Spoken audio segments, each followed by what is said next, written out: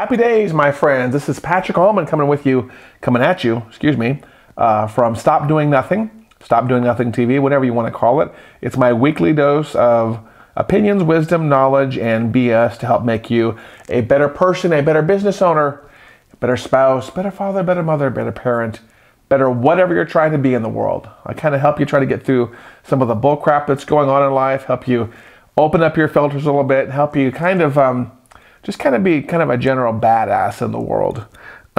Purple's my favorite color. That's what we got going on today. It's an official Stop Doing Nothing t-shirt. These are on the website. And I'm not saying that to pimp these out. I'm saying that because this is my brand and I wear it all the time. And it reminds me that whatever I'm doing, that done is better than perfect, and that stop doing nothing is not only just a catchphrase, it's kind of a way of life and what I live and what I push on people, just because, you know what, it really solves most problems. This week we're going to be talking about social media. More than likely you're watching this video on YouTube, listening to it on iTunes, because this gets turned into a podcast also, or you're watching it on Facebook. So there's probably 50 different ways you can consume video now on the internet. But almost all of it now falls under this umbrella of social media. And we're not going to be talking about me so much. We're going to be talking about some of the BS that I see in social media, and really kind of three social media lies or social media misnomers or rumors or bullshit statements or whatever you want to call them that I see in the world of marketing. In addition to running Stop Doing Nothing, I also have a marketing agency called Focus Digital Marketing Agency at allaboutfocus.com. Go check it out. Shameless plug in my own video for my own business. Imagine that. We get called on a lot from different companies around the world to deal with their social media. It ranges everywhere from we have no social media to we've been doing a little bit and we haven't touched it for a couple of months to, man, Patrick, we are social media badasses, but we want to be the badassery of badasses, so can you please help us out? And I get my team involved and we put together content schedules, and we just kind of make them be better businesses on social media. Show them how to go in from, being strictly sell businesses into content production businesses, making video businesses, becoming educational companies businesses. And that's what I also do on television. I do a lot of TV news, usually when someone screws up in social media or when there's any kind of new technology. I've been on every TV station here in Oklahoma City and several around the country. And so, I'm kind of deep in this world of social media. And I was kind of thinking recently some of the things that really kind of trip people up, or things that when people come to me, they have this mindset about social media. And these are, I'm saying these so you know personally, but professionally as a business, I want you to listen to what I'm saying about these, because these are the things that are really holding you back. And a lot of these are going to be contrarian to what some other social media experts say. Social media experts, as you know, just kind of come out of the woodwork. Anyone at their dining room table can be a social media expert. All you need is a couple hundred Twitter followers and bam, you are the social media badass. We all know that. And I don't know everything about social media, but I understand people, I understand advertising, and I understand marketing. And I just know that oftentimes in this world of social media, we got a lot of bull crap going on. So today, my goal is to get you through some of this and share my thoughts with you. Three specific things in social media that are bull crap. Okay, are you ready? You taking notes? Here we go. Ow, I was actually able to get a crackle there. So I'm going to regret that in 10 or 20 years. Okay, the first one that people think when they get on social media, when we get involved, or when we build a strategy, one of the things we have to get through their mind is that they believe, because they've seen so many amazing social media success stories, that social media will solve all their problems. So that's your first one. That's your first big bullshit statement, social media. Social media will solve all of your problems. If you're having low sales, social media will solve it. If you have no Facebook fans, social media will solve it if you get involved. If you have no one walking in the door, if no one's buying your service, social media will help you solve it. If you're a realtor and you're not selling that many houses, you know what? Get a fan page. That'll solve it. And that's a bullshit statement.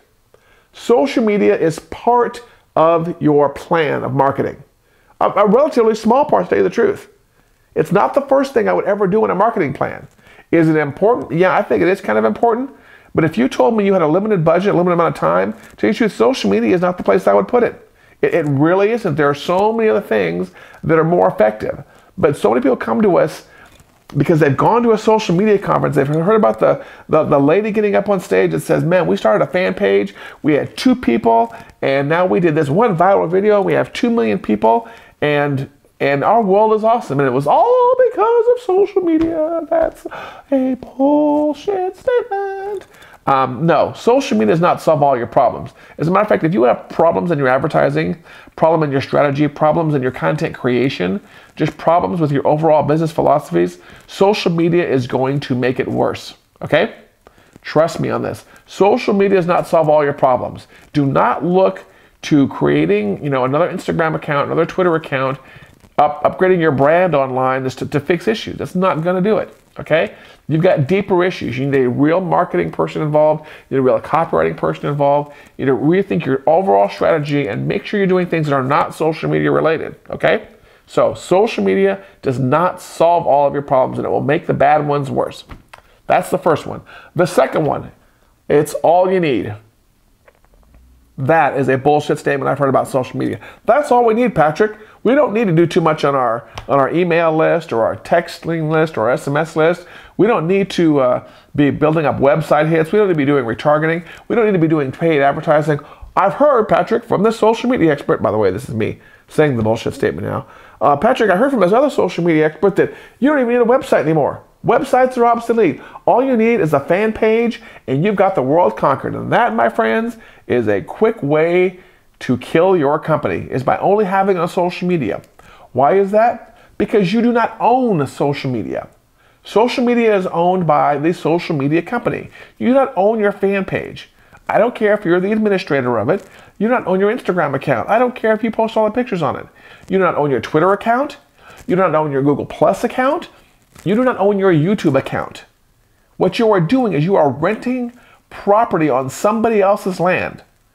You are getting that property for free in exchange for them plastering advertising all over it, which is okay. But be careful about building your empire on rented land or on somebody else's land. Because all the person has to do is pull that rug from underneath you one day and you are screwed. And I've seen it happen so many times.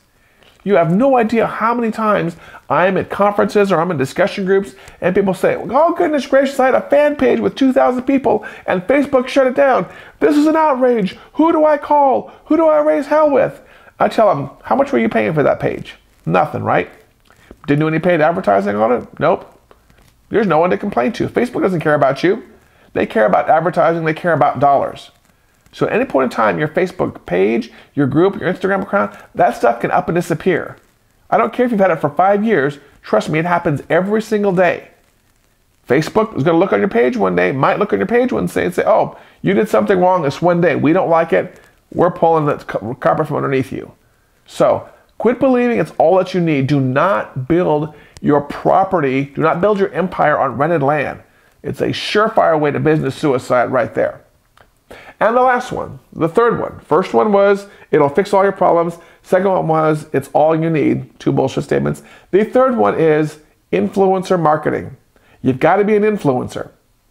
People come to me and say, Patrick, I heard from this person on stage at a social media conference that I've got to be an influencer. I've got to get involved with influencers. Become an influencer. An influencer will push your brand. They will help you make a ton of money. I've got to be an influencer. I need 50,000 followers. I've got to be an influencer. I need 1 million YouTube hits. I've got to be an influencer. Do me a favor right here and right now, please, and write this down. Make a commitment to stop trying to be an influencer. You know what used to happen back in the day, back before the instant fame of social media, how influencers were created? They just did good shit. That's all it was. They just put out good things. They didn't try to be an influencer. They didn't try to get a ton of followers. They just educated the public, educated their prospects, and made their prospects the smartest prospects on the world and made the buying decision easier for them. In so many of the online forums that I'm part of, people come in that basically say, how do I become an influencer? Where do I find lists of influencers? What's the best influencer for this? What's the best influencer for that? You know what I've seen recently? I've seen several articles recently that talk about the bullshit world of influencer marketing and how there's a very small return on it. So let's say you're someone that makes beauty products, for example. You'd think that, you know what? You want to go find someone like a Kardashian. Well, that's a very bad example. But you want to go find all the makeup influencers in the world, because that'll make a huge difference in the bottom line. All you have to do is pimp out your product and yay, all your problems are solved. And what these people that are paying these influencers for are finding out that's not a true statement. They're getting a very poor, if not a negative, ROI. Because a simple tweet from a famous person. Whoops. Okay, and we're back. Sorry about that. We had a quick interruption there. We'll just call that technical difficulties. Anyways, we were just about done before, so as a quick recap as to what I was talking about before. The 3 misnomers, or the 3 kind of BS statements about social media is, number 1, that it will fix all of your problems, and remember, it will not. Number 2, that's all you need in the world, and that's definitely not a true statement. You should be building up your website, you should be producing regular content and keeping your website updated on a regular basis, because that's what affects your search engine optimization. And you should be always building up your email list and your text marketing list. Always own your lists and make sure you use social media as a driver to get people over to your other properties. And don't ever believe for a second that you own the social media properties that you use. You are building your empire on rented land, and it's a surefire way to be disappointed one day once someone pulls one of those pieces of rented land from underneath you. And the last one is, stop focusing so hard on the influencer market. This world is getting overworked right now. You know how the best way to become an influencer is? Is you just do good stuff. You share educational content. You don't worry so much about followers and likes and shares and views. You consistently produce great content about your products, about your services, and I promise you do that with a little bit of creative marketing and working with a good marketing agency like mine, shameless plug from the person that owns the company and the camera. You do that, put out some great content, and you will automatically become an influencer in your market.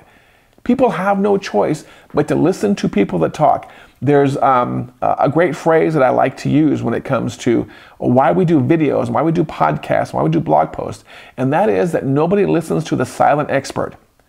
You can't sit there in your business and say you know a ton about your market and a ton about the right and the wrong way to do things, but not tell anybody. You have to speak up. You have to have a voice. You have to share that information with people. Most companies don't. Most companies have some great technical people, great salespeople, great service people in the company, but they don't speak up. They sit there at their desks, quiet, with their lips zipped, and they say, I'm the greatest person in the world. How come I'm not an influencer? How come nobody is following me? No, if you're good, say you're good and share it. Don't boast, don't brag, but share it with your prospects. By default, they will love you as long as you're truthful with them. As long as you look them in the eye and share that information with them, they will love you. And the influencer and the followers and the likes and the shares, those will come. Just be good at what you do. As always, be sure you subscribe here on YouTube, like us on Instagram, Twitter, and Facebook. And you can always text questions to me at 405-251-2022. You can also just text SDN and get on the email list. And of course, since I don't like to live on rented land, be sure you go over to the website, StopDoingNothing.com. The pop-up for the email subscribe will be right there. Get on that so we can stay in touch and be besties, okay? Thanks again for watching an episode of Stop Doing Nothing TV. We will see you next week. Take care. Also, don't forget, we're on a podcast, so go listen on iTunes also. We'll see you soon.